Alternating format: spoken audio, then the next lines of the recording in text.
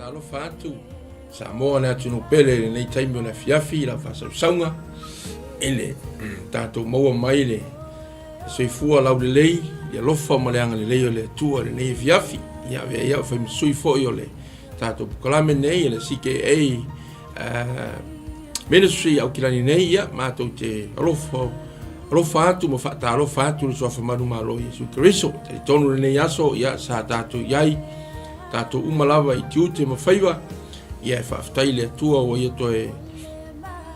mo ia nei taimi le lei ma fa so mai mo tato ina ia tato maua ia se taimi file mu ma ia te ia fa aftai fo ile tua no va no le lei va no taua va no maulunga ia e se a o na tato maua ai fa aftai le tua le lei o tato maua le anga le lei ma le lofa ma ia te ia ta lofa tua ia o una le tua ora tu fritua le ngata lea o ma paanga ia fa pe fo ia nei au tala vou ta lofa atu fo i e kale si e fio mfaio na mafuta mai ne fiafi ngata fo lea ia ona i tatou tu asina sina lofa pe na ona lato fo ia pea ia le faiva o le tatalo tu ina atu tama whanau sa moa so se ministry te tasi ia alo fea ngai fo i matute manga luenga le nei atunu so se atunu ia moli atu le matou whatalofa whamatoa ia te outou whatalofa fo ia ona le tua lo fa pena na tatalo ma tu ina tu pe tatu umalava ia le ngata o tatu fa so e lungo le tatu Global Kingdom TV ia fa stai le tua ne o langa le fa tua o ia lo fa pena ona o tuai le tala le leo le malo le tua i so se tu e fio le langi tono ro sa tono fo lo lawa malo maota ia fa stai lo fa pena na italiana ma fa feina le upo le tua ia e fai lea ma ta iala ia te tato umalava ia ma mule atua i le nganga whaftai ia whaftai le atua ono o nei ava noa mawalunga ia e awa no tato vi ia o ia ma watu whaftai ia te ia ono nei whaamnianga e sea o na tato maua mere la te ina le talo ia ona amatai fo ilo le tato whasoa ma tato pukaramene ni fiafi lo mato utamayo le langi whaftai tele lava lo lofa malo wa lei ma le nava yaso te ina mai ai le soifua lo atunu soifua o auna e ngata ilea ia o ma paanga le lei o matu toi o mai le nei yaso o le nei foi vai yaso le atua fa fitai lo te ili mai lo mato wola lo e umia yo ao fa fitai ai ma vi ia oe wa oe lava o le atua ile ai lava se tasi atua e tusa ma oe o lo matou te tonu ma matou fato tua iai o vea mo matou wali mo matou faola o le na faya mea uma o lo su afaleo Yesu Kristo lo matou tupu le ato ia fio mai fafta itele lava tamai le vanoa matou te sauni foi fa so ela upu ia ta pena o matou loto matou taliaina ai le atua ia le fatu o le aluluina le nei po e lau whaunga le tua le me whainga luenga le iloa lava se mea e whalangolango atu i le mano loa nganga pa ia o ia le whamanaina i mātou i sosa taimi pe a mātou au auna ma mātou ngā lulue i a te oe le atua malo le fo i le atua whaunga e lau auna i a Pastor Mike ma le nei lava au langa le Global Kingdom TV ia lo whapena na watu ai le nei au auna i lungo le ea ia wa lava se o matou atunu sa mo e pele o matou loto ia ele ngata ilea o atunu ese ro fai ona mai mo mai nei ala ata ia vi ia o le tamai o lava le ia i matou ale vi inga ia fa atu mawina ma fa sili ina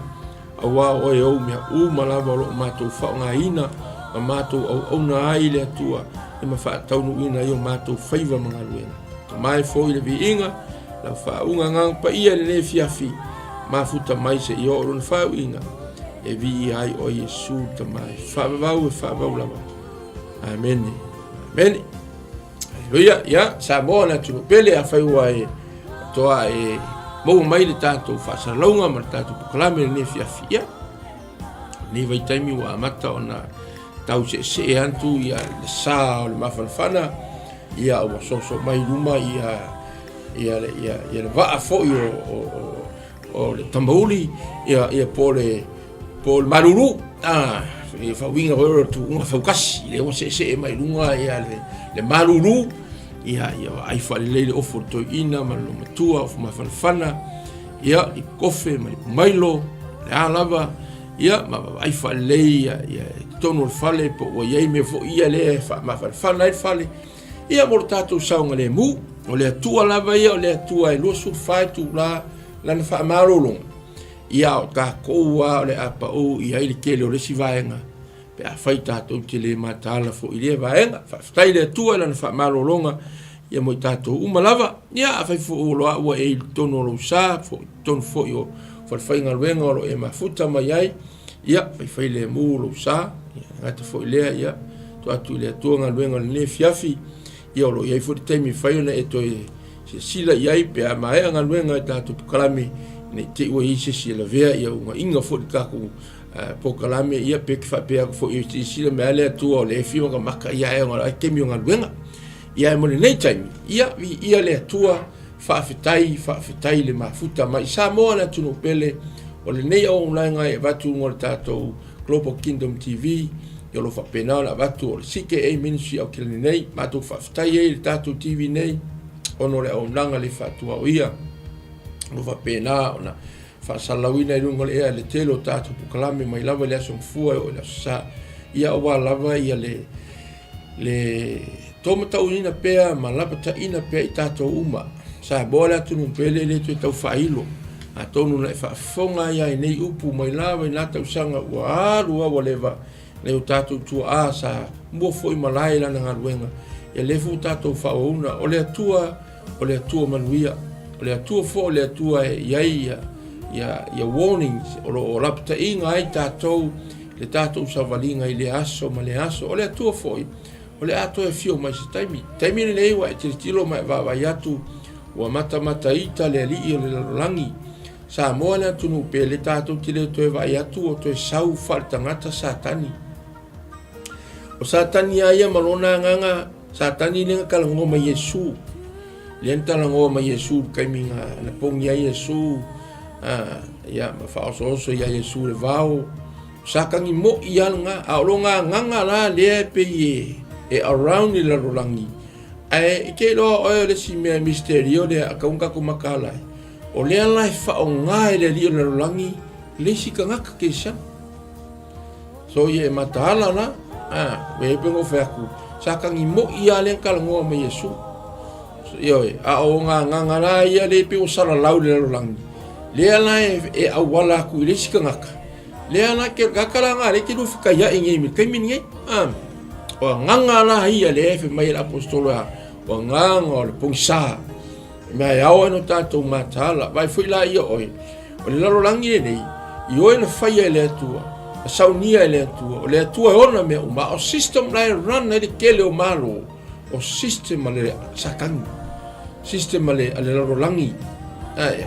ia pela ngo fa elo ia isa kangi ko mo pe va ya ko ngo fo mai se ngo fo ko ngo system ko ngo malo manyo nga se umi manyo ni fo e pe o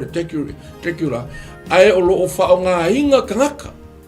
vai dale mere ka ke o fo ia e o tangata tamai tangata lo ia tangata na ave e le tua me alo fa ia tunu utaitasi wa fa nga kangaka le ia po le nganga le o satan e foi la o tangata le tua o tangata le nganga ia ka ko makahala e ke mini e o ele finkai ka to ngei le ke mai mo mai le o tato tangata le nganga o nga e lo aku me o tino le ngi ku Paulo me i ka ku va vai ma tato learn ma nof sauni le telo taimi ia tātou lava tāpena i le taimi e fio mai a Yesu ia ma tātou mōni mau atu le tala leo le malo e anu vai atu tele nisi taimi ke li kaimi o pisi ei kākou i lea mea ma lea pokalame ai la titi le taimi e whaanganga ai tātou te whaasawsau ina i se taimi tātou te mōni mau ai le tala le leo le malo le atua the gospel of the kingdom of God te kau o speno ka ko kaimi te tau na faalu tatu taimi e se a yoi e mo ia le o lo le se lo langi ai ke lo ia tangata la ko ke mga omia la to te fie whaalongo le tala le leio le malo le atua. Le ropo le ngai ke next door, ropo ngai ki ro whainga luenga whatasi. Le fupolo ko kawa inga ngai masainga whaia ko karangoa ngai i weekend, ngai mga omia, o i ngā la lea ea, e mori mau ai kako. Matala noa masitasi o wofo i le atua ma le tala le lei whawhiangainga, ma nei e o le mātou share la nau auna, le taimi na lato whatalatala noa ai, le taimi na lato e vai le fō mai, talatala noa, ia o fō mai ai e sila fiasa moa, o lo ia ia lato ngā luenga, ia e fua ia lato ngā luenga i mea lo la tō wa a ona ia ai ma lato a o ina i le aso ma le aso, e whatatau i lea mai ma lea mai, ai ma nei ia, sa ia i ma le taimi na mori mau ila na au na marwhalitua, i fō mai nei, wha mai unku ua le poku ngalako iai. Wala ngona o mai la tau le mana o le atua. Le mana o le atua. The Holy Spirit. The power of the Holy Spirit. Kai miri ngei o lo whape ngā o ngā wha ngai o inga ngā ruenga le atua po lana e kalesia. O lo taita ina le nganga pa ia. The Holy Spirit is the leading hand. O ia le alena le taita ina le kalesia Yesu, le sau noa Yesu, ma fetala yatu lona oso. E ao, e tatau na o walu, ai awina mai le tasi o fesosoani, e nofo tu mau te tonu i ate oto. Yo e sa moa le atunu pele, ia tatu to e tepa ma tatou vava ai. E se makako whaia se fesidi, o ta ina ea i tatou e le nganga pa ia e tusa maranga luenga le atu oro tatou ia. Pile feo ngiwa makwa ova se fale nganga ya kia. Ai ngau se lau ta inga ma se muli mau, ma se tua lalo. Kau ki koi fesidi in me fo ia kia ngai. Ki fesidi fo ia uia. Kai ka inga ea ari ire kare tia Yesu nga ki fefia o iri sua ile nganga pa ia o le atua. Ko ma fesidi uma ya kako. Lango kako la o whainga ruenga Yesu. Me foi la lea one ngalo wala ngot fetala inga lea Yesu ale i fiu atu lela. Whama ia. Ea fio mai le nganga pa ia. Ona maua i le o tau le mana. Le ale mana. Le mana o le nganga pa ia Yesu. Le lengwha me fo ia pe te rule. Ka malenga la tau whaatua le pipiri fo ilea ta malole ne ilman malu ne whaiatu i pe te lu mai oane. Ele o se maa mana o se maa mi o tonu ua a ko koa ai o le mana mai le atua Yesu Keriso le kadiga Josefa le Maria le ngal ko fasa ka ro le vatu le ma fu ile mana na la yo tu bili le ai la ka ko sa mo la tu peli e ki wa ka ma kere ka ko le si sai ya ai ku ai ma ka ko wa fa ngalo ai le ngai o inga ma le ngaluena le nganga pa ia, you know, the power of the Holy Spirit. Ke lo o e sa mo na tu peli le mana le o lo ia te tatou te mi mo le ala fe mais io le mana nga kai mi a Yesu mo nga so sa mo na tu peli pe ang o fa ya ku ka ku sika ku kala mi ka ku ko fa tau fa le ya tu spa ele ko ku si ale o mo tu si nga au no mo vai atu tu si mai le nga pa ia e tu si nga Timoteo fa mai a tu spa ia mo lava e au mai le nga o le tu ia ma tu si le nga pa ia le tu to fa ftai la na upu fala o tato ia i nei fiafi lo fa autu ina fa pea o le mana o le nganga pa ia, the power of the Holy Spirit. Ai te mato foi sa mo le na tala ya tu Yesu no na so wa o le alu a ko fa ya ko la o li se Yesu o le ngana e halu lava ai fa ola ele kai mi te fota ia le malo Israel fa mai Yesu e le o se meanga tato ma o ko mena lo tama ai vai o ko a fio mai loa le nganga pa ia ona maua i loa le o tau le mana the power ia le fa pela wo fa ko le se power ia te tato ai me fa ia un ka ku fa ia me nga pe ia o se nganga pa ia na ia a wale ai se power mai ia nganga pa ia me ala nga ia ringa le ku le oki le savali le pili le se fa marolong a fa mai ka ko bunga kai minga ai se ia wa foi la wale se mana o pe ia me voi le nga ngai au penga fu le ai le ia se au le o ia ile me le au fanga yo bo ai le la o sa unga la afanga ele se au le alu male mana e foi la le kako ia kako ko ekepa ia ongi fa se inga kako ngia o onga o sau foi mai bonga kai mi ora o apostolo ara na me alinga ka lo karipe ma in fa marolo mai le yesu le alme ale yo kalo ku le tua ise mana onga o mawai o nga kali mai le o fela be nga o kako alo fanga Benga le wa ole nganga pa ia ole nganga pa ia ko ia le mana. Power of the Holy Spirit. Pe vola le ka o iska ko kalame. E ala nga le kupu pa le ngi mana. La ka ko kele manga ole nganga pa ia. Wo fa ia la ngo masangi ya loku le pe ka o se loku pentekoso.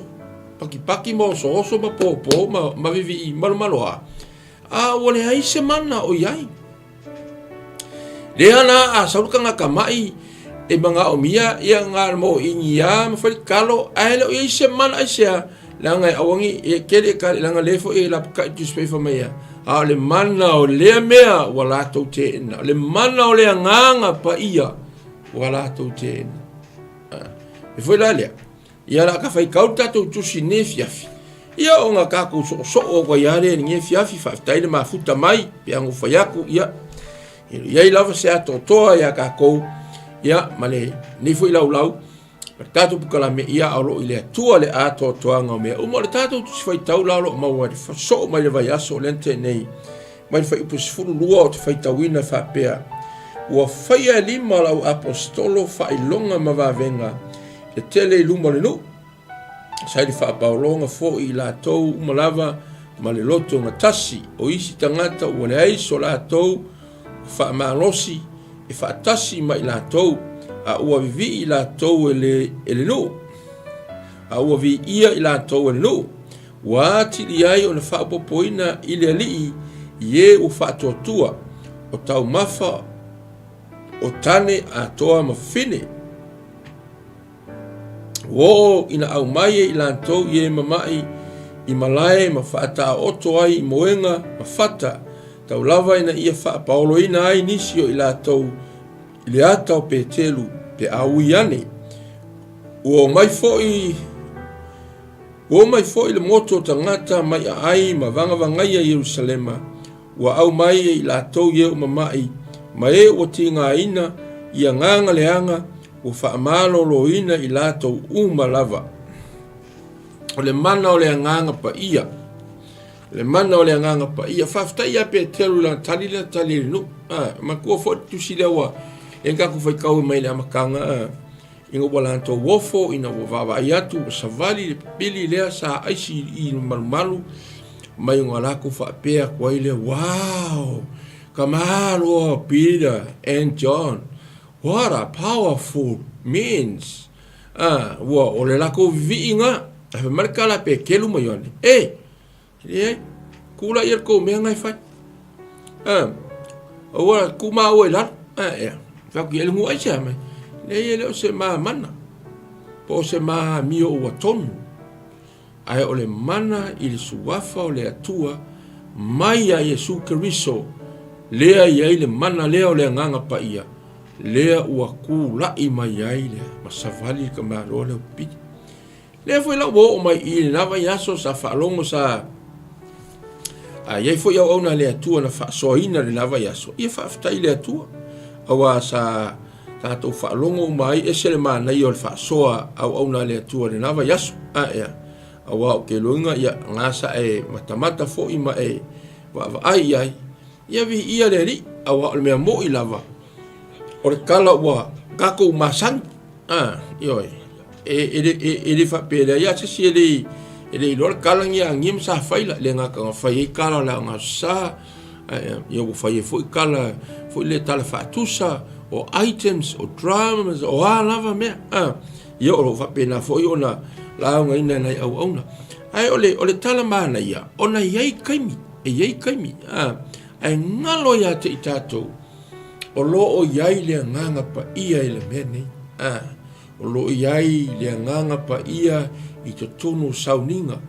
ngalo le au fai lotu po ngalo fo i le ekalesia o lo yai le mana o le nganga pa ia lo tai tuluaina manai au na le atua manai o latou falatua me foi le kako ia kako be careful you know ia au na le atua ma le matau ma le fa'aloalo leo la kungungi o Samoa ese le poko ia faianga upu fa'aloalo o anga la unga fa'aloalo fa Samoa kwa maka kia lava si mai ala nga upu o ia muanga ngana ai o ana kongo o mea lotu ai ke loe a o inga fa ia ina le tangata o ia ma fa fio le nganga pa ia o le tua o inga ia maua e ka kolme ka ole o le ola o le ola ia i lo o na ola fa tua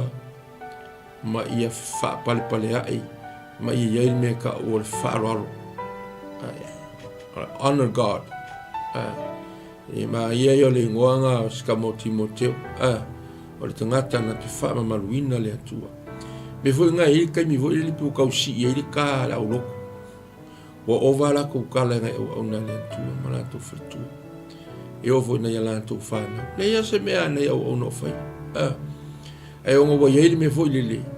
wa o ka le ai se me ka o se respect po se fa lo alo i tonu o lo a fai ka ko fa lo longa fa sa mo le se ko pisa le se ko se wala unga ko ingara la nge ke ua fa ke ka ko manu le se singa ki ko fa ngo foi la ko inga le o fa me la asa la ngo la u fa pe nga sa mo o nga ku ma nga fa lo ai ale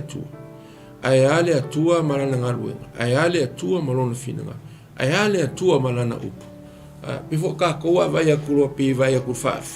Vesi kama vive aule pe fa pu ule ia bode kevo ia e ve kama i vive aule pe fa vasi mai langa va ai vo lele ma nganga ia u fa penga e wale ava ma fa alo ia ke lo le mele sa mo na tunu pe mai le lava yaso ia ka ko kele ko yo ia ai pe on ka ko lo mai ia le va yaso le mana o le nganga pa ia lo fa pe na o na fa tau tai ai nga luenga le atua le nganga pa ia na le lo na mana le fa mana ina ai o fa nga luenga fa mana ina ai ia o na le atua mana yo la tu fartua pe un ka ko lo ia le mena tupu ia se tala fo ia o ina ita to le vai time e le fisili fo ide sa fisili de se ta si aso whatever fa ia o na le atua le mato le songa FCD foi se tas foi coi inga foi le manga ia FCD coi ele FCD fia o vale coi inga FCD fia mama lá fa per FCD coi o fa so ka ngakala le atua i le mga o pura ka ko kalong last week ya le ni ma sa fa ia ma na ia foi tali wa kala le o na le atua po i fa ia sanga fa so ma sang fa popo ma na ia tali lava le o na le atua i tu sama tu silia le tala lea na tusia mahala na au maia e ona le tua po luka na tusia o se le sona mo tatou ai o le mana o le tua e fai loa ai le tatou au nunga le taimi nei a fai na tupu le lava i taimi e tupu lava le taimi nei me voi la lea e le fa pea la o te tali e le fa pea ua fasi o di tangata le atua ai tau atu ai le e ka le sia Yesu I mean le kale sia o Yesu le yai kako e la pakai mai ai le ai le mafaya o kako o le nia e le mafaya o kako pelo nia ngai au nga le atua o fa wina ma fa mana ina le nganga pa ia le angolo o fa fofonga le nganga pa ia e va pela o fa sota ngata le atua pe visile ko inga le aya o le fa'alia o le mana o le atua fa'alia o le mana o le nganga pa ia the showing of the power of the Holy Spirit that leading the church and all believers in Jesus' name from that time until now and forever. So me vola le ya ka ko lo sabo yo ele o se me ka alo como lo sa o ikala ngai ko inga wa lango mai te sa vi ka alo ka alu ai se polo tau ngalo ia o malai la pi ale po ai la polo ma ki ai ka alo inga o loko ele o se me ka alo le lotu io ele o se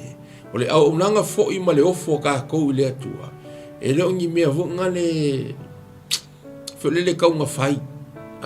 lango ka ko tangata o filifilia le atua o tato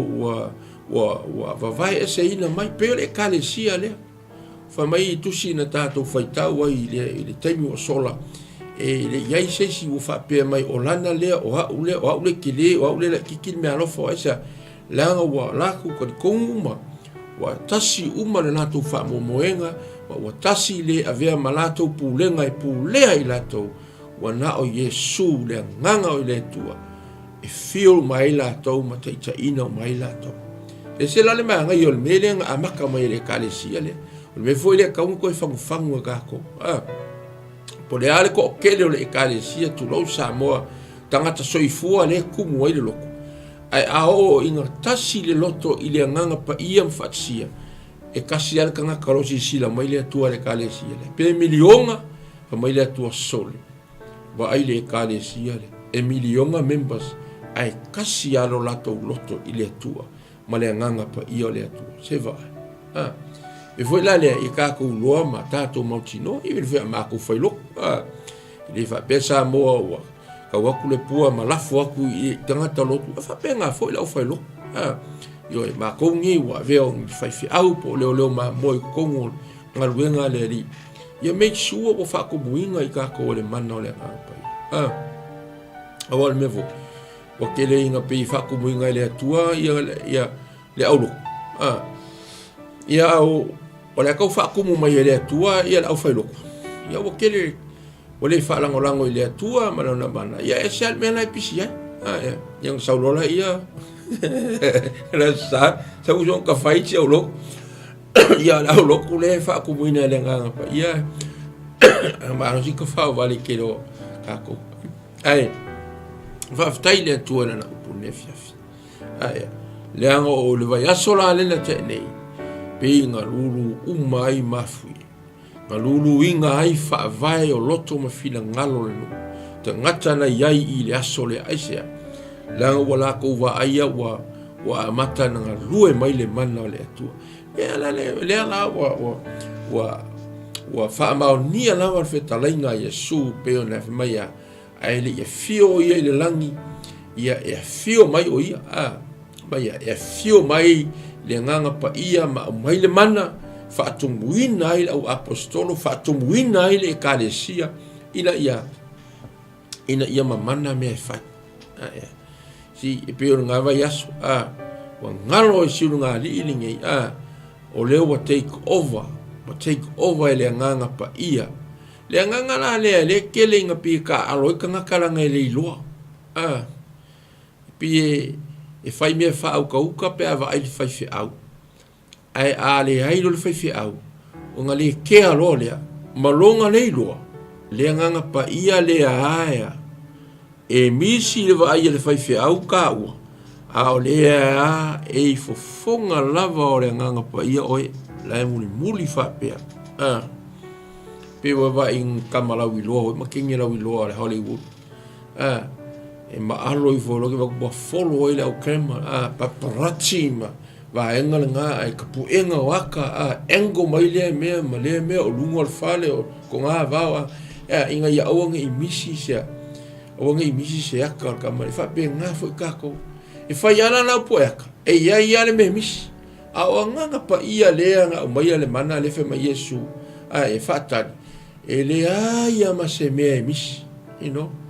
ia la va fenga misi o le nga pa ia le ya ka ko nganga e le ke lo lango inga ke lo kami o le ia le fai mai aua io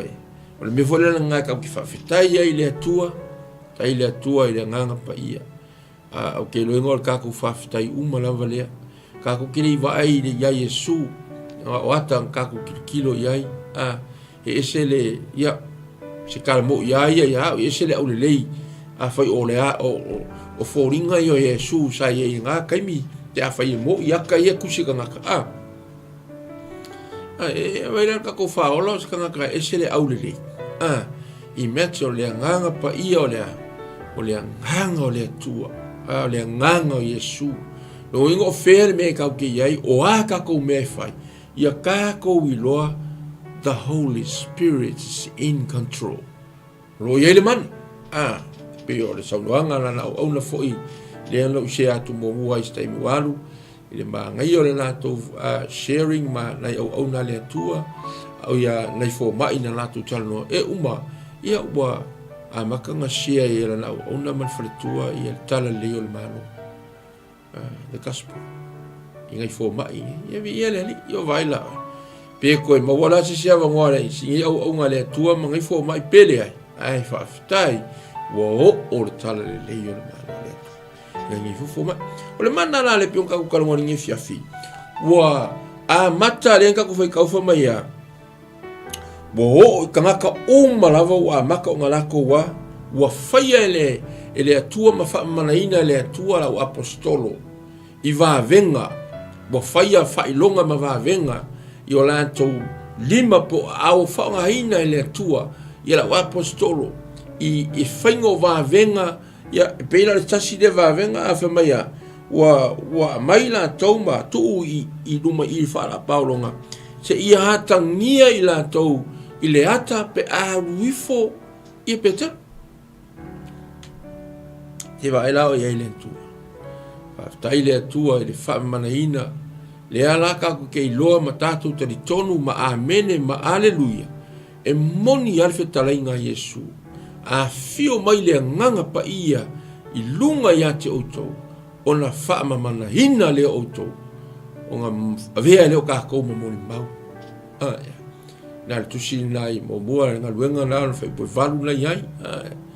mai na vero ta to mo moni mau le witness le e oki mo Yesu e moni mau po le ana val finka o ngei se mai fo stasi o wo le ato se stasi tama le lopo se maybe faise san fa nau mo son to lua ia po sta la fo o le telo tangata e la ichi mai ona to wata fo le ai foringa ia le lopo ni tama se tama le stasi o tunu i o te tonu fo le e konga fa muslimi ia o le ka kongu ia Yesu o ka ngakala ia ngala ko kau ia va ku singe kama po singe uso a sala ko poko me kai pise se fangua la ngotasi kai pise kama i fangua fo le le fai kiki vo ka ko ngi ai kumu ia mo akulo le ngu ko fu ka malanga la ka ai skama pe mo momolo taloto o nga o ka ko tangata soifua o ka ko kanga kaola ke ma vau po so kama ala po fa po so kamuso le ka ai ia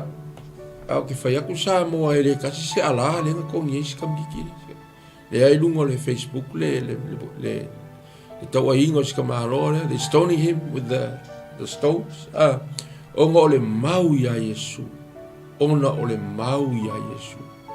wa vaila o ye me ale ngo fe kongi ngi kaka e lo se maka ukia se la ko au blanga le malo po kongo le kalesia po kongo ni bafuka ngalo yai al mata ukia le la ko muni mawe winga ya Yesu ya le avo in sa noa Yesu ya na onga fa mai ya ye po ya e fasio tia ai ka ko e ave o ko fa masingo ma fa masino ai o to ia le sa tala no Yesu nga vai kaimi longa au so i fua Yesu ia le ka ku kilo ngi vai kaimi lo ko so i fua mo wola ia le o fa au e o nga ia au na pe o le mere ka kilo ngi la lang e fa sa o loko ka vo ia le masalo mia i fa la lave yo ai ave nga ka ko le ko mo mori ma wola ave ka loka ia se vai la o ia le ka kilo le wanti ka e te tala noa ai ma tau le me o tonu ma tau le mea moni e o le kasinga wala e la ta inga e ma ia e whapenga fo ila tātou le ni fiafi Samoa na tunu pene. Awa o lewa kako kilo ngi. I le whaiva venga o le atua, mo whaamamana ina lau apostolo. Ua whaonga ina o lātou wola, o lātou lima, e vaila e oa i le hata. Mai tau lava ina ia wha paulo ina inisio i lātou i le hata o pe te lupe awia ne ai. Nono hinga o te tau na kaku koe kilo, ma kaku koe vesili. Langa e pe o lesi kaimi fo i lele. Pe ua kau fai fo i lele ua routine nal fai ngō moro. Ia, sa moe o kere whea kua mea o ngi loku a whaku. E lolo kuuma. Mua la kua ausu pese koru, a whai pese vave. Yo kalango fo ni mākou, siau whaa ngau, whakula mea ringo. Pe ua fai fo i lele se routine. Pese vave, pe silo, ia mal pese fo i lele pe... e whaakoskoso lolo ngosunga ia umaloa. No, me ia o le nganga pa ia e fio mai lea kaimi ma lea sa. Maka voice pese silo. Vuelele, lango kako pi vuelele. E warm up se ia fio mai nganga pa ia. O kako elo ko yengi warm up. You know. O ka ngaka ia ma le kalesia a Yesu. E saua ma le fale ua uma. Bo uma o na tatala ina aturo na loto ia Yesu. Aele usuala se pese ale whaidi. Boa pe kalangoa la kako uloku whaola inga. Maloku pentikoso. Aele i usuala se pese angai kamaki.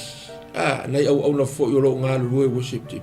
Boa leva ngaku lo loto ma e fie vi. A wheki masangi ngā ku ma e vi. Boa leva ngaku lai ma e vi. Ia e pere me voelele. Se longa e ngiki lau kingo i se pese ma ngai ale whaidi.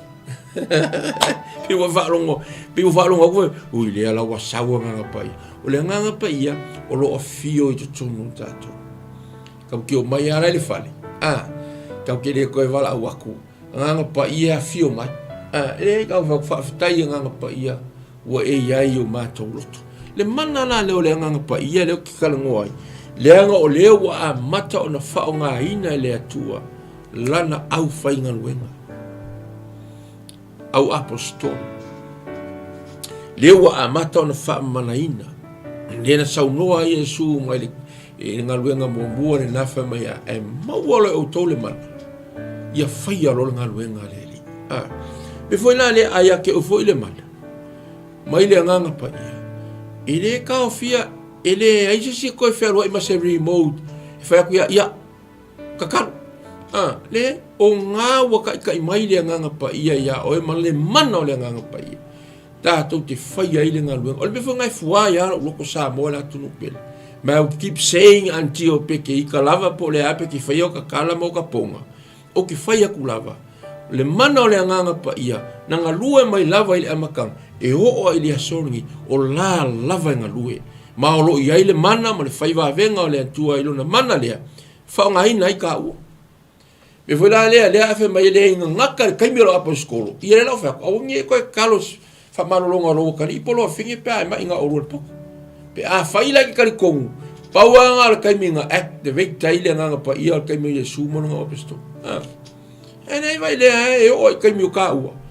Lea po lea le maiki ngā inga ma le fiva se ua kari.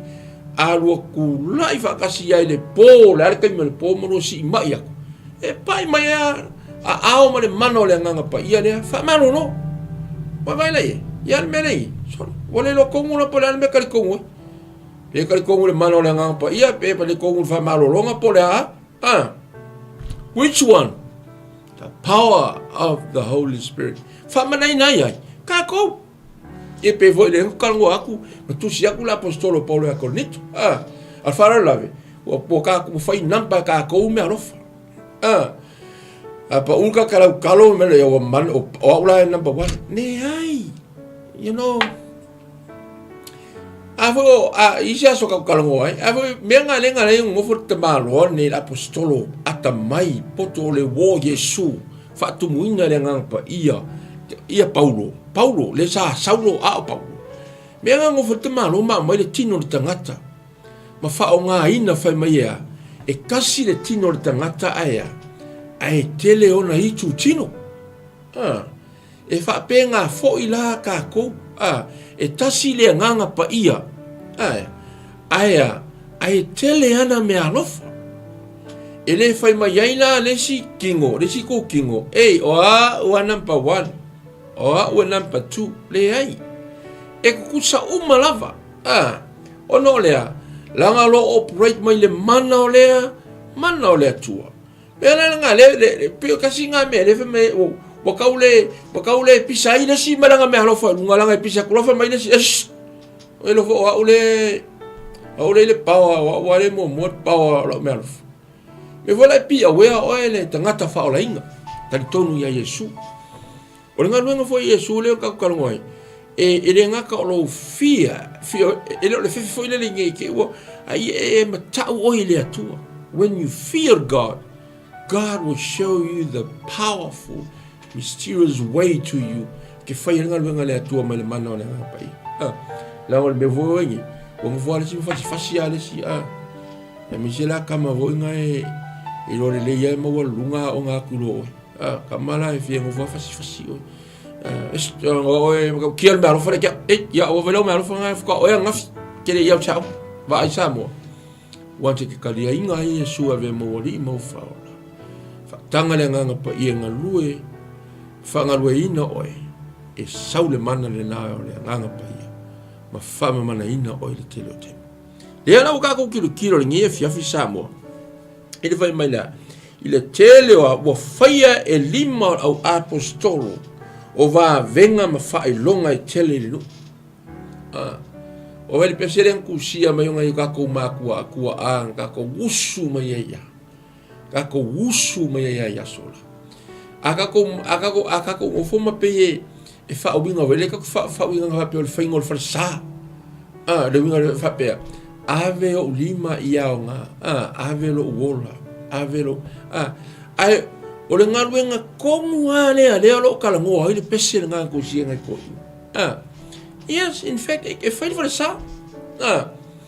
Yo e kau mo fai se fa sa lo lotu ai ka nga ka fa ola inga po believe si ko ya le ma vu me fa wai yo la ipaka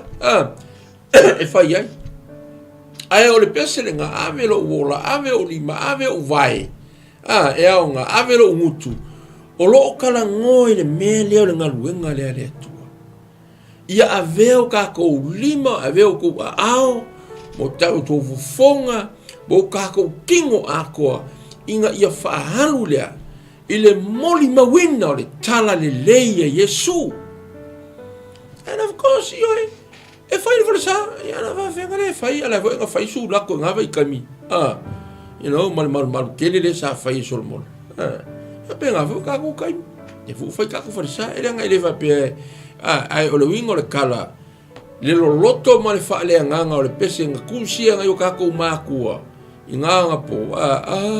avelo uo la ia una le ali ie iau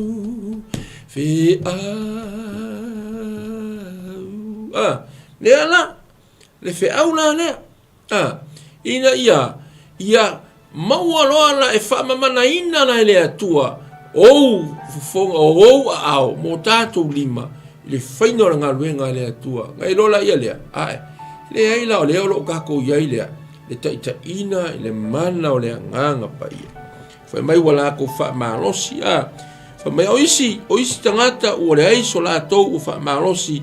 fa tasi mai la to ua vi ia i la to le nu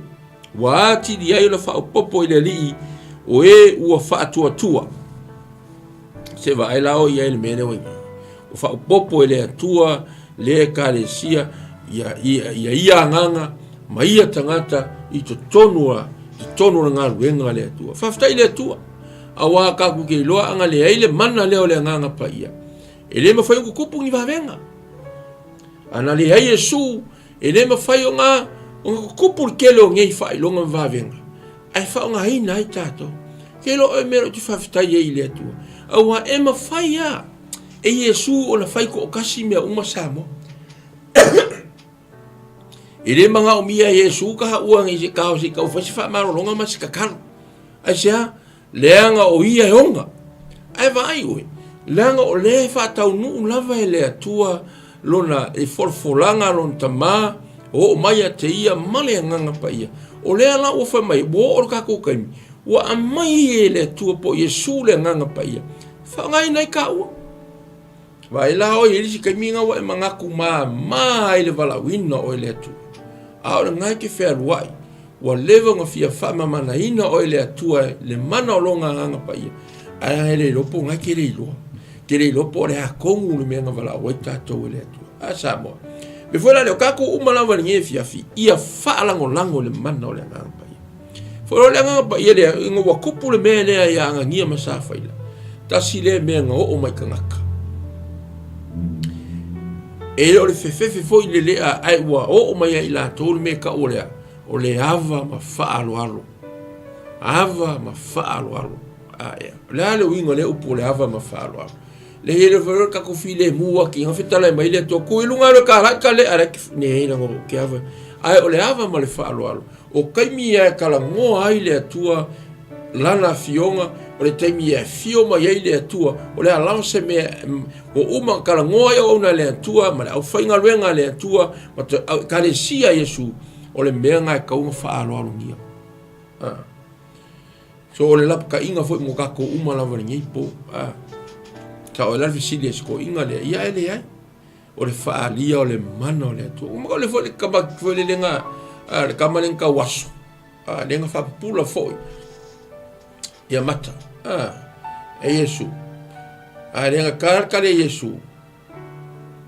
i fa ilo ai le mana o le tua fa ilo le mana le le la ka ke lo lo ia le mana le nganga pa ia lo fa mana ina i tato te fa ile nga no le tua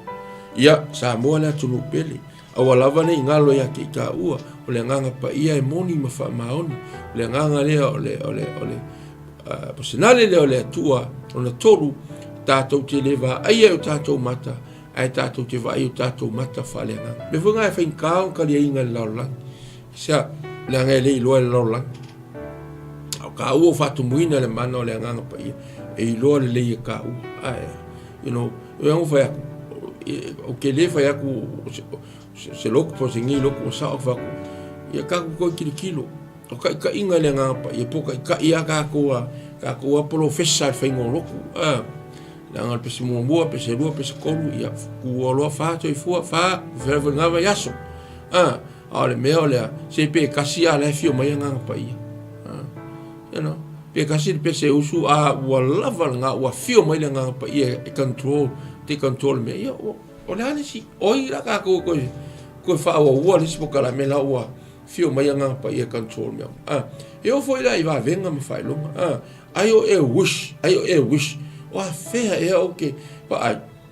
pe ngo fa mai yo ni ele se la man o mea no fale nga pa ia mai kako o le mea kako ke faia ka fa pe ku le tua o e fina ngalo e fa nga ina ai ika ma au mamato ia e a lofa nga lue ina mai pe ma fe so ani mai pe ia so mala ia ne ele ma ia kako ka kongu le mano le nga pa ia o ia kako pe le ka le si ele meri ia la wa pe skolo fa mai e pe ia vo le o le nga o le nga o le mele wala tu te ena le nganga ile me foi lá le i va venga o le mana o le nganga pa e tu poi va venga ai fa nga ina ita o mo a fa fo o la paso al malo le tu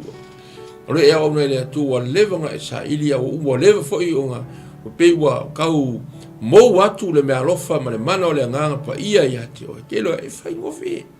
o le salmo lava fa ia tu ia nganga pa ia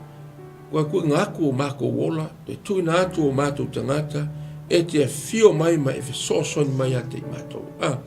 le anga o le mano le anga pa ia ele o se mana ka alo ia po se mana vo le kori ulu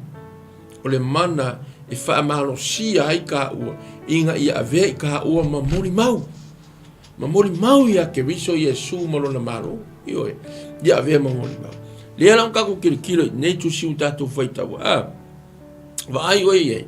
ele ngaka ua fa nga ina le tua va venga ma fa ilonga i lima la o apostolo Ai o fo ile ata. Se vai ole shadow ka ma loa lenga sa vali ma ata ngi ai ka ngaka. O vai la. Ara ka ngaka ringi. Fa kodu nga fa fiki. Ki nga fa yaku ia ngai si ai ka ngaka is oi aku fa no ave kusa le luang nga malau ka ila le fa masingo mai o la ave fa sa ko ko ia le lo nga ai ke lo oi Samoa fa ngalo ka ko kunga e ala nga ka ko le mawale mana le kala ngo so ia o na le tua mala fiongo pa ia le tua ia makako uma lava o vea maka ngaka o fenga mane le anga le ka o mai me ku wai lo langa ale vo uma ka ko fa le o fa ofuina i tatou i le ofu le atua le ofu tau o uma fa ofuina i tatou o le tangata fo e fai ai fo linga ia Yesu o uma fa ofuina i tatou le mano ke riso Yesu lono winga o le mea tatou te fai ai tatou wa tali tonu ma le fa tua makako a mata o na whaalango lano i le nganga pai. Fa mai le ftaringa Yesu e le tu la foina na te le tu la foina i tātou matoti. Living with sorrow's thoughts o se mea siri li nganga le anga. Ia e whaia le anga wai kako uma iei me whaangongoa i le a le umi o se mea kupu. Ai le o kako ura, kako le o koe whaangongoa i sea. Langa lefe mai Yesu na te le tu uina e le tu una i tātou e le nganga pa ia e pengi se whanau le aini matua e sea o ia leo le nganga pa ia o le kaku kama o le kaku sosoani o ia le na te mai le mana e whahola hai tātou ina ia tātou whaia ngā luenga le atua le fwela le a whaifo e sa idi pe whawhea o ngā whaamana ina le ngā mea alofa o le mea alofa e mai le nganga pa ia le atua e paule mea faukuanga fo le ngipo kalame ma le kusipa ia ia tātou whaia ma le whaalo alo ma le mi ngau le atu iyo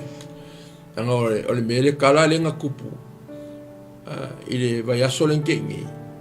ia ua peia fo i le ua whaia le masangi ia we know Peter and John and our apostolo Mateo we know them ia i kawaku kairo iai po le mea fau koinga e lesi ia fa fele o manka fai le apostol o le kau uma e vaku o le kupe uma le fangua e vaku ai ua ngalo e anania masafai lai ai iei le anganga pa ia yo lai kalangi o la ua le anganga pa ia lai o la apostolo le anganga pa ia e foi la le ke kau ki fafta iei le tu wa sa nganga la Petero ke lua le ale mea ua lua pepelo ai le nganga pai ke loe ale manga ia i o le stay me Petero fifisi finga unga penga fa Petero lai ma lua pelo mai ia me kala Petero le ale mea ua lua pepelo ai le nganga pai see the Holy Spirit, the power of the Holy Spirit. Over ngai po,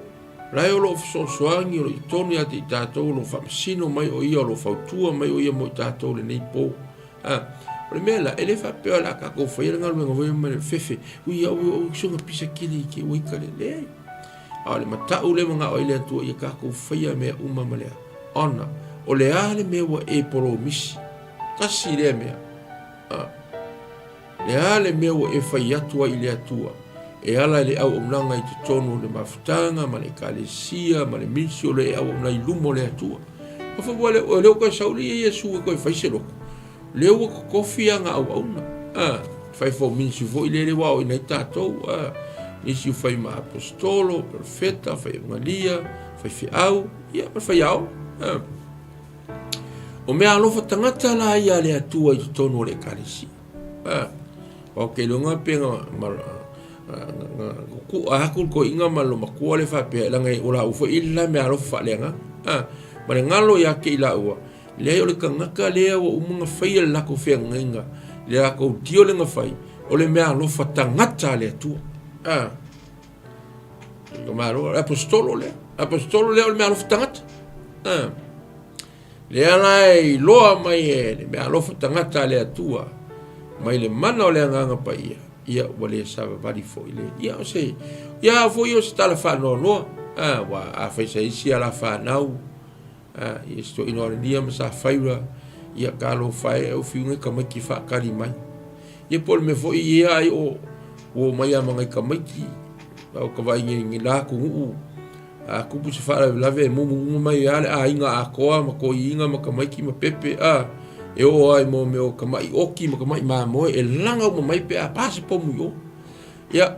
va ko ia wa inga fa ngau ro fa tali mai ia le wa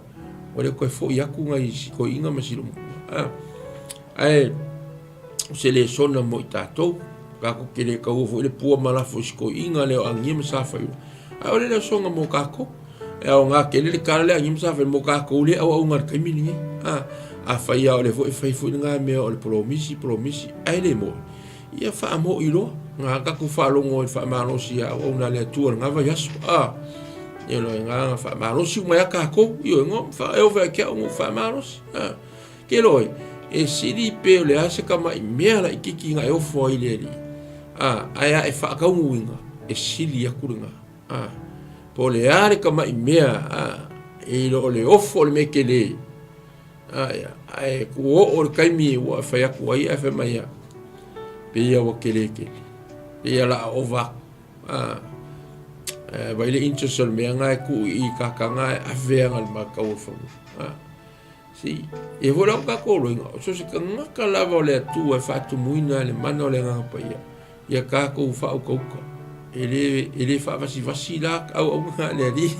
ku lo sa mo le a pe o se kala wala o isi pe ka va ai va penga vai ma ulalo nga isi au nga mna I fotu ava ya ku fo le pe ka o fa penga ai si kama ngal fa ia ai se fa isi yaso e foi le langa ofo I o finka nga e ku sau fai lo mal wala au Isma sa ro me fa au le han me o foi na tu lo wala mo le la ka kalo fa mana ina le tua la au na tu na tu te talo le han me lo ku o foi mai le ola le niva yaso ai fa va yaso vai ko sa ko fo mai le loko ko nga masinga ko sa u disi yaso anga fa pe ala wo ku nga kai mi o lo fa pe nga o nga tia le mana fo ile o le tu fa sa o I kako ia lo nga o kako le ko vai ga nga fa ko fa ko I me voi la le be careful awa o le oats po le me o le covenant po se o lo fai o se fea ngainga wa e o sia ma o na le tua pa to tono le minisi nga fo ke o nga ye lo le wo sia a lo sio le nga pa o le fa fonga le nga pa so le ka wala inga ku fa pe aku I ngai ka nga ya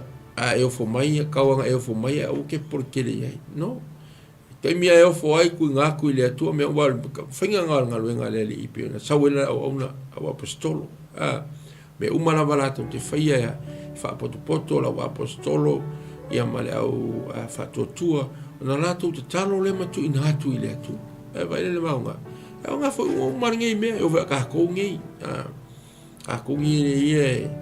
pia vea mangal rui ko ngal venga le atu ia ka ko fa aututa no fai mal fa alo ile atu fai mal le kio fa mai o po le atu fa mai ia e hava ile atu I lo o le mengi o le o se me le fa mai le tu ia mai le poto ia e hafa ai lo kele lo le o ia ba pule lo le o I lunga ia te tato ia le fa tau uina ile vala au le tu o tato o le ala o fa longo wa au mai le kele o mai I ma o le lo lang e mai se Jerusalem wa mai wala to fa longo I va venga ale tu le ma ia se mafukanga e kumu mai ia waringi vai kai mipi mga me ka ko nga ka malo fo ia mai ko abo ale me e vala au dia ka nga ka olai sai kia I polonga I mai o tino ale nga ka o he o sai kia ke mong ma le fo ia I ma ke mong vai wala ko au mai ya ki ora o e mai mai tinga ina ya nganga leanga o fa malo lo ina I lato uma lava mai fea la fa malo longa le mai le mano le nganga pa ia me foi le aka ko manga o ia I sa mo la tunu pele ai mi si tonu e kalesia mi si kasi talia le nganga pa ia talia le mano le nganga pa ia ya na te fa tau teia nga luenga ranga o le lava wa sawa le poko ia le poto ya o ina ni vai taimi mo inga le nga luenga Yesu nga luenga kampoko le profesa le a ku wa Yesu e ona le ngalu nga luenga male kalesia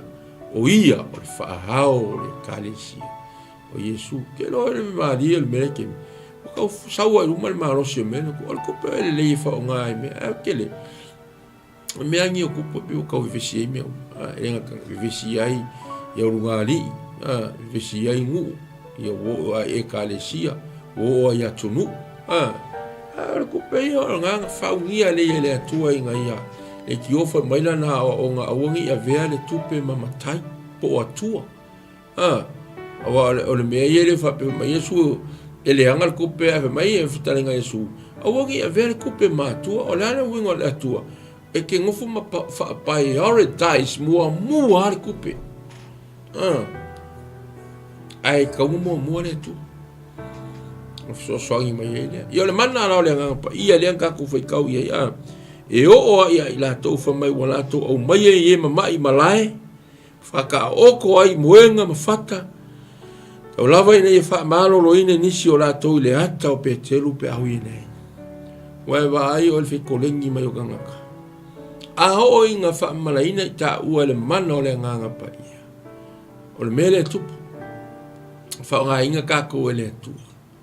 o ara ni mea ka ko ke faia nga luenga le tu e faia le nganga pa ia fa nga ina ilo soifua au nei le tu mo le fa e ki o fotu se male ko fa mai ila to umo e fa to tua ia Yesu fa to tua ia te ia fa mai e muli atu fo I nei fa I longa ia te ila to la to te fa ia va venga fa tu ia oti a inu te me ona e leo nga a o tia fo ila to ngata e le tinga ina ai se Lango le mana leo le nganga pa ia le fa tu muina ai mai fa mai tu si le tu singa mai ku mai mai Yesu e muli atu fo I nei fa I longa sign and wonders they always follow who believe and put their faith in Jesus Christ. He is the one send the power of the Holy Spirit. Wa vai la ole mangingo yo kuspai me foi le a fai o kau fisu ya ilo ma fau po le al ko inga ministry o le al ko inga loku o le al me kau vai e a maka mai ya o ile ministry nga ke ya a maka o ka ko wa fa to ina le nga pa ia the power of the Holy Spirit you know la nga kau fai le masangi wa apoko masangi lo le mea fe wa ko fo sa mo na tu pe le ka ko kalkalongo pe mo ka insinia pe le kuka pe le forma ya o pouco masangi sianga mea na fai it's just like no more o le ngaluenga la le li ele fa pe e na mana mi le potorenga ina e masani ai ma ia e fa ai mana mi la va ka ko e vene tau le mana o le nganga pa ia the power of the Holy Spirit. We need the Holy Spirit of God. E ki ofa mai le apostolo Paulo la ofa mai e tele mea mamana ai tasi lava le nganga le mana la leo le nganga pa ia le mana o le nganga pa ia ina ia tatou fai ai le ngaluenga le atua si kako ke le koe kausu e po feme mai e a mai no tatou fatotua ia Yesu le ka o vako Peteru le no le nei Jerusalem po Israel Yesu le na fa sa to ruina ilato ke mo fo il kusiale isi o ngai luma to tu si le pa ka ko ia o fa ya tu ia o apostolo o le mafua anga o ngei mea o o le kama kiki a lele nga kou whaasaka uroa. Ia, kama Maria lele me Josefa le nga kou whaasaka uroa. Lea iei le mana lea. Le mana leo le ngang pa ia na ia o mai. Fua i mai. Befo ia le Samoa le atunu pele. O te whaafetai le atua. Ono o le whaonga ino i tātou. Whaonga ino oe. Befo la lea. A whai u whaonga ina i tātou. Wa o ma oe le atua. Ia tātou whaia maleanga. Maleanganga whaaroalo. Male mi ngau i le atua. Io. Nanga a whai o le nganga pa ia e pa ia. Ka fonga pa ia kako. Isi te mi voi pi whakaronga i vai whainga le mea. Ia nga whakaunga o masangia, pia whainga kako. Ia nga whaka o isi loko e pi e ile lako o kaunta. Ia ka kere karangoka ka ngā mea whurere ka ke kau whiwhela ia ka ke aru ka whaisau i ngai ai ke ua. So si aku kali mai lungar ke mera au so se pesele nga ai kale si ai kolkolo mai se ki a ko kalo kali es ko la lori mai le fa pengal ma ko al kanga kai o le ali e ava ma fa alo le nga lo nga lue mai le mana le nga pa ia te tatu ai vai lava ya so sa ka ko va ai ele wa maka o nga fefe mga keke i lato uma awen ba tau tele le kale si o malava mau i lato uma o ina fa longo i nei mea no foi le ka ko ele fa peola ka ko foi le scared foi le wa ui ko fefe ai olea ia ka ko wola male ia ka ko ngalu lue male male fa alo male mi ngau ele fa peola ale fez ka ko kala mali no Kele kalamari, kele kalamari ele sko inga veri sko inga yon, follow ele ia yona ia ngala kwale kongo yona I menavali mai la like kongo menavali ke iwo wa kalango male ia kala fo ia ngai ko inga fa mari fo fa ingon benga Beda le kalo ayonga il mga vole menavali Kolo mele pa a le vai ko me nga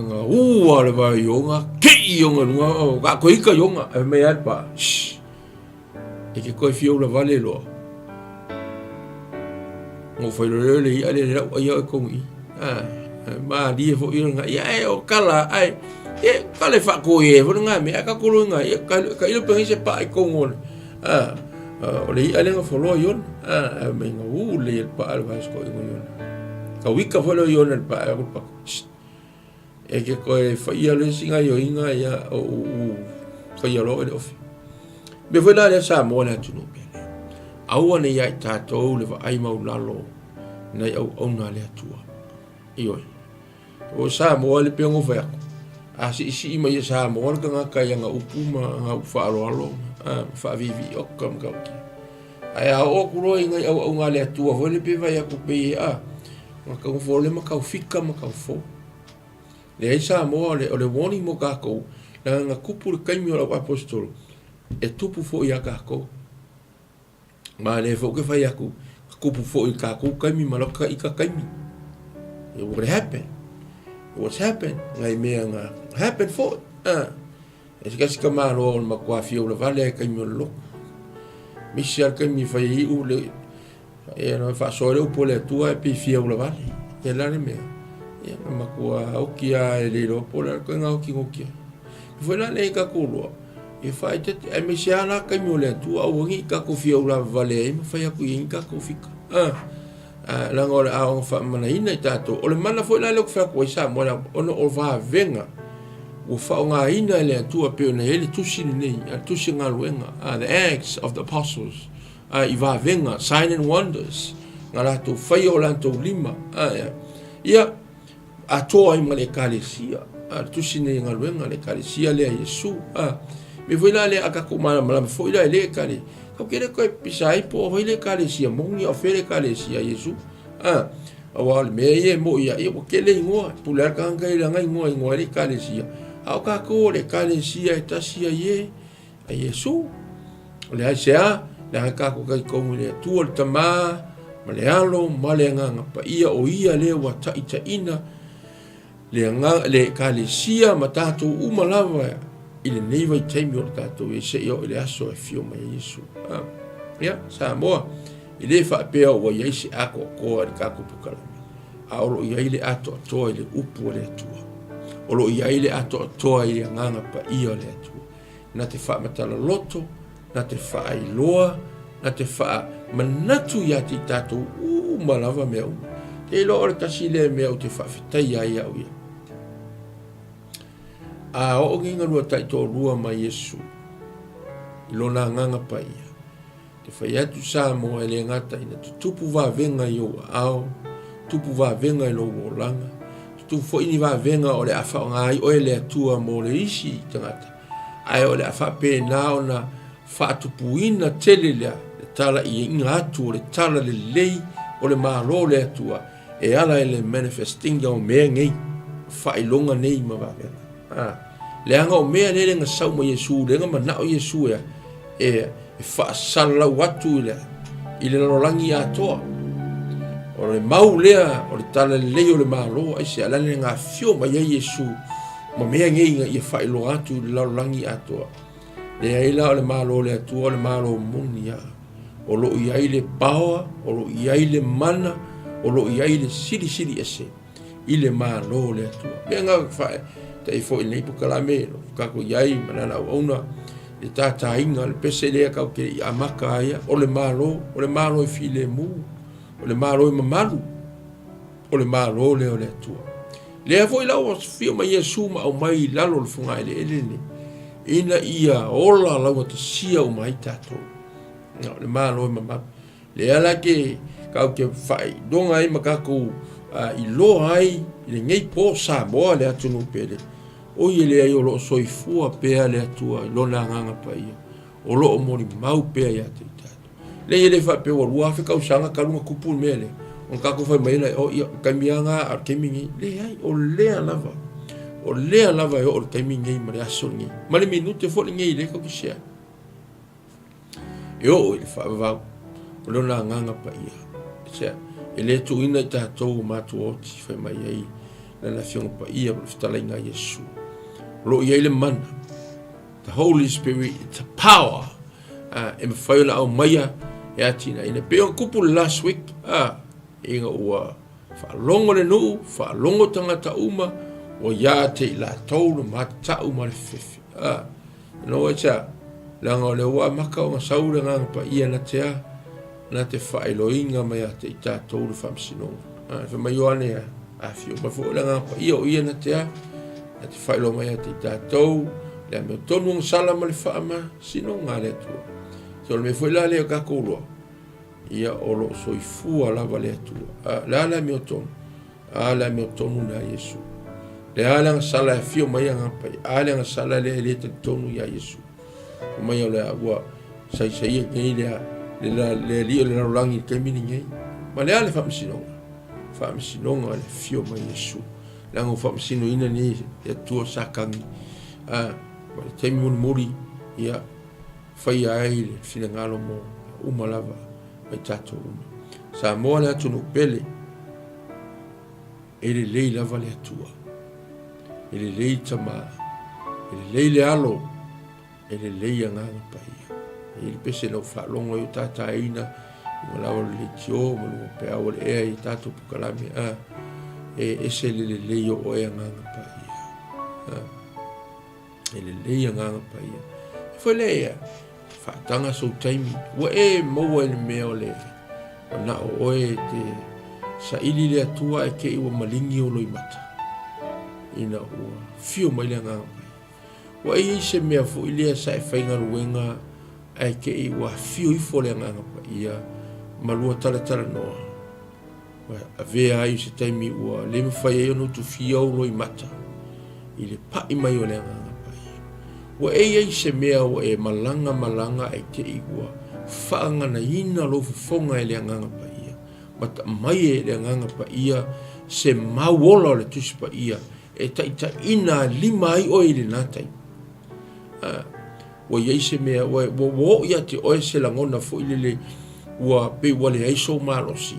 a ua e whaalongo tunga ua sifi oe anganga pa ia i lesi levo tātou whaamasani ai e tātou talia le mana o fo ingi i whawhiwhea kako re kele o isia o onga wainge o pe fōringa mai o le mana la la e le mea le whai mainga ia ai o le mana o a mai a Yesu mo tātou. The power of the Holy Spirit is from God, Heavenly Father, through Jesus Christ. Rebe solo no toru le o le nganga pa o le tu tastor pa ia o le atua o ate tātou. O lo tātou sa vali ai ma tātou whailanga le atu. Sa moa le atu no pele. Ianga le leile atua i fuafua ngā a whai u kaule aisu tātou marosi, kako koe wa ai ma o le atu, ngā pa ia na te wha mana ina i tātou. Ia e tū maulau manu, ia e tū maulau muli mau, tū maulau whato tua, wha mai e ama reko e lana tusi, e muli mai fo i nei wha i longa i ate uto. Ie whato tua i ate ia, wha wha i longa, le ia wa whaia rau apostol. Le vo whaia mata mua, whata i mua e la tau wha au ngahina Yesu, le vo o mai u tātou vaete. An sa vali mai fo i mo wha ngahina le atua, le o tau tua a, matua le tala le lei, sa whea ngai mala tau, le ngawa i kaimi ia, laka ika fo i maulea i ngai oka ika grandparents, laka whalongo i ai. Kaimi o le le ai i ka vale, ko e waha ma mau whale i lea ngu, umane ngu. A vai lai, i le whatua tua o le au umlanga, nei o tātou ngā mātua i le li. Lea ngā ku karinga mai ai le upulea le atua mogako. Lea lau kako ke usol, lea ngai ka ngakai whatutu. Lea ngai ni tangata i whatuatua ia Yesu malato. Ia o kako vorgi mai kaimi ia. Ia kia uia ua whaingo fie ua maua uma kako mea uma. We blessed by God. Ile kelo whamnianga ile tino le nei. Ia oisila, ua pe ua kau whaapai ye ai whakokua. Ua lo kele le sosia mar ka mau ai ar ka mi lo ko fanga lo nga un su lua fo lo nga V8 mal V12 mana nga le wo fa ngo fie me o nga ia dato faia e o fo dato mon mau ya Yesu sa mo na tu pele e ala lava na le tupu va venga io tato o langa ono le tato le fa lango le mana le mai le nga ia le fa nga ina la apostol sa fatu muina i lātou e nganga pa ia, teimi ni lātou sawa vali mai ia, e o mai fo i o tātou nganga mai teimi. Tātou te whaalango lango i le nganga pa ia. E le so kako marosi. Tātou a ia wa nāni tangata, i tino ne nei, e vai i le teimi vai ai. Ai, a o na fio mai le nganga pa ia ma wha mana ina i tātou. Ia wa iai le si swinga o tātou au nanga i le atu. Pio no fai atu ma ngai ai o le pese sa tātou usu inai. Ave lo wola, ave o vai, ave o lima, ave lo ngutu ina ia o ngā. E fai ai le ngaluenga le atu. Ai o le ale ngaluenga le atu. Ia tātou moli mau atu tala lei o le malo. Pio na i fo i le, na tau fo i le vision se, fo i le nei fo i au nanga tātou le sike ei, le maua i tātou le mea ka o lea, me tau le lofa. Ia maua i tātou, ia me tau lea, ia whaaso suru atu le marama. Ia maua i tātou se manatu fo i lea, ia ola sea nganga i la muna. E langa o mea umani na tau Yesu ma whaatau nuu, ia ma whaapula mai ate i tātou, ina ia tātou sawa vani umai lava. Me fo whaftai atu, nei au na lea tua lo whapena, na mafuta mai le fiafi, whawhia ngaina mai o lātou wharitua, ni ngati fo ia, uso au na fo i o le tātou ministry nei, i le tātou mafutanga le ne fiafi, whawhitai lava le mafuta mai, ia on fo ia wheni, ia ulang fo i uso fo ia whai, ia mani lo lofo le tātou CKA ministry, whawhitai le mafuta mai au na le atua sa ngā luen lava yaso, iau whamanino uma ia tātou, sa moa le atunu pēr, whaalango le mana o le anganga pai. Ina ia vea i tā ua o ni moli mawola o ampasa o le malo le atua. po fea le me ka ko ke ai ka ko ke la ngona le fa ma losi o le atua a te talo fo o le tatou ministry ia vea oe ma pasa e fa pe na tu lo wola a vea oe o le sui o le atua le me ngai ke ai o oe la pasa o le atua o Yesu i le ngaluenga o oe la pasa o le atua i le aonga ngai ke aonga o oe la pasa o le atua i le to o wahinga to nuu ia me se fo i le atu nuu ia vea i ka ua ma pasa o le malo o le atua ia i lo fia ka ko e fo i le whaftai le atua ona wana me alofa mamana e ala mai lo na nganga pa ia e pio le tatou whaalongo ia i le fiafi oka le whaonga ina o le atua me o le savali atu ai atatangia atu le ata o le apostolo o Petelu ia ma wha ma lo ina i ka kau foi luma isi foi va venga na faia pe ona o foi ia apostolo Paulo o nei lava au nanga sa mai le mana o le nganga pa ia ia me foi le awana ingalo sa talo ia ila to lo tala ia le tala le lo savali ele o pe o tato ngaluenga le faia i lungo le ministry lungo le ala ia au nei au no la savali lungo o le tele tu tono fale a inga ma lato tala ia tala le au nei ngalo i lau tala la tofu fasiotia ono le mau ia Yesu Keriso ia manatua i la tau lau te talo whaftai le atua mo i la tau ia rui tau ina i tātou ia ka whewhe ho o mai si so kākou ia ko inga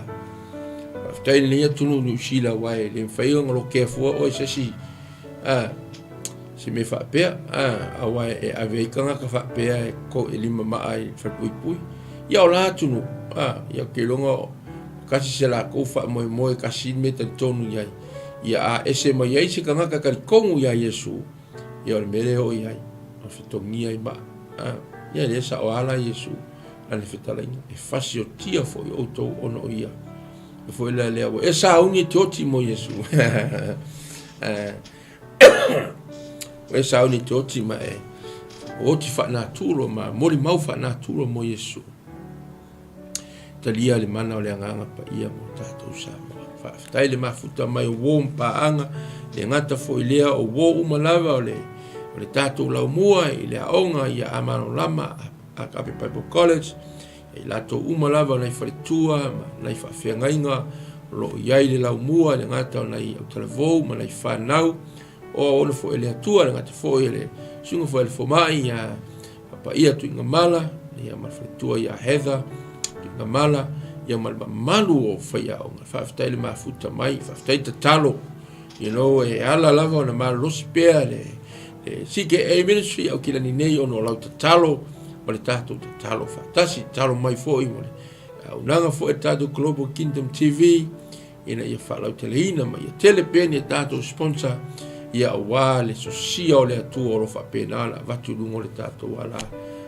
talelino sila ia mo la fo i o CKA i Sydney Australia lo ia fo ia ona au fo le CKA ministry tia ma faltua ia Evelyn Prosua ia ma la uso umolo iai angale le atu le atua ia ilatu umalava la uso fa pena ona fia ngai ia vi ia le atua sa mo la tunu pele ia oani fuanga oani mo mitinga oani ni vision o lo fa pena na vatu le atua mo oili le vayaso fa lango le nga pa ia mai le tali fa marosia fa manaina ai tatou ile au nanga po fele minisi o le ale minisi nga wo enga lu ai le kalesia ia fa lango lanu le bana pivo na ile upu nefia ia tatou tu foi na au na mana yo la tu fa tu ia tatou fa alo ave ia fo ile ka ko a fa si mai ngai sunga so malilang ngata ba ayo le tua ia e peo e ko fanga i ka kamba me foi le ia ki kef awala o fa mana ina le mana le tua na au na le tua me fa le tua e ke o fa va ko se malanga se ia le yo markisi mas foi la le ia le tua ne fiafi fa stai ma futa mai ia mai mato umalava CKA ministry ngata foi le Global Kingdom TV lana ona ia Pastor Mike Peretta ma fretua ia Sarah Peretta ia ma le au whingaluenga i mori toi le whaafetai ni po futa mai ono Yesu whawina te talo lo mātou tamai o le langi whaafetai te lama manino ala upu whaia mawenga le atua e au apostolo e o mai foi no mātou au ngā taimi o lo whau au pēr ngaluenga le nganga pa ia le atua na mātou te talo tamai whaafetai o mātou langona mai loina e le lava se malo si anga whaale nganga i mātou pe au no i mātou maloa nganga pa ia e au mai le mana e malo si ai nātou a vea i mātou ma au auna e moli mau lau tala le leo le malo ma oe Yesu i so se mea mātou te iai mātou talo whamanuia e lunga tunuu Samoa i oe pele si o mātou atunuu i o mātou loto nei ta māma nei tina mātou tua o uso mātou whawhine ia le ngata o Samoa o lo iai ia e miti fo i Samoa uma le nei atunuu New Zealand ia maisi atunuu o le larorangi mātou ta mai whamanuia lau o whaingaruenga mana i o whantua wa futa mai fo i le fiafi ma wō mai masana ia fo i ale vi inga ia te oe whaaftai e oro te talo mai mo i mātou. Tai fo i le atua le aunanga la ona ia mai Reta Manfritua Kingdom Global Kingdom TV le whaalauloina, le whaeaina le atua o lau upu ma lau tala le leo le manoa. Ia whaalau te le ina pēa le atua le menisi la ona. Whaaftai ta mai le fiafi tu mau pēa le whaatau vai o mātou tangata. E fo i atua i le vi inga i ate oe. Nei maso umai o le whaavau lava le atua. Amen. Amen. Amen. Ia. Se i fua sa mole atu no pele. Tato whilai fo i nawa yaso. O le ole man malosi. Shalom. Alleluia.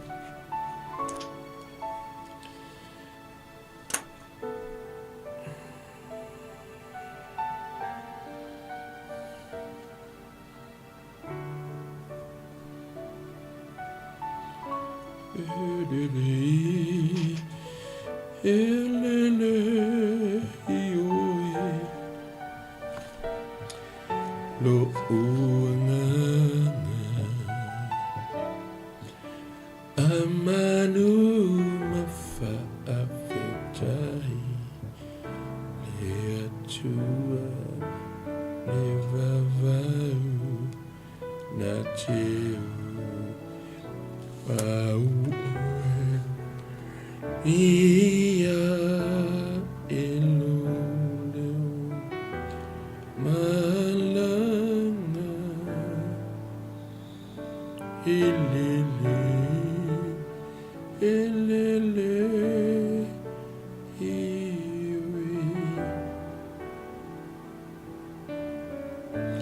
lo uanga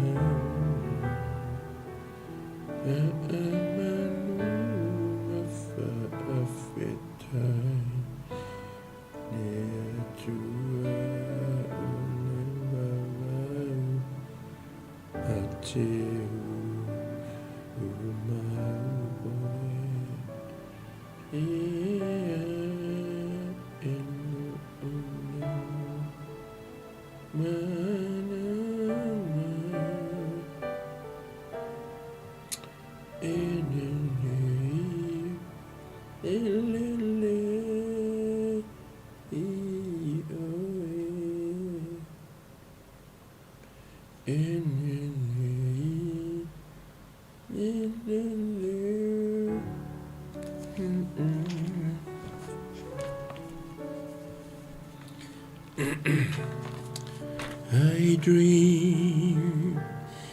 of the city of glory, so high and so fair.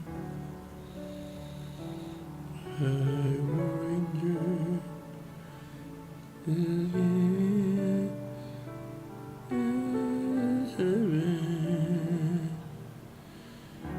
Angel, you many there,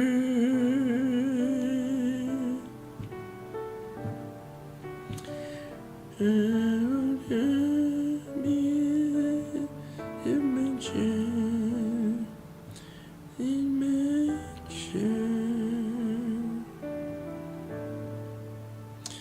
in ocean million.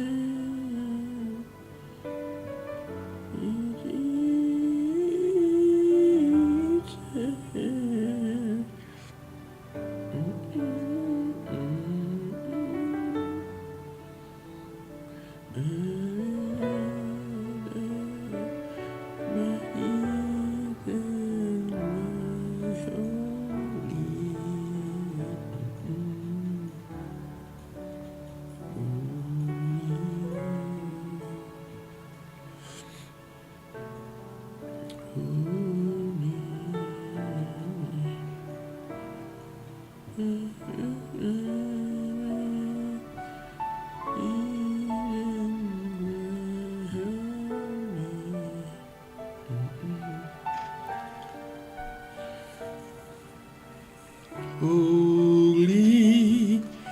Son of God, and holy the Son of God.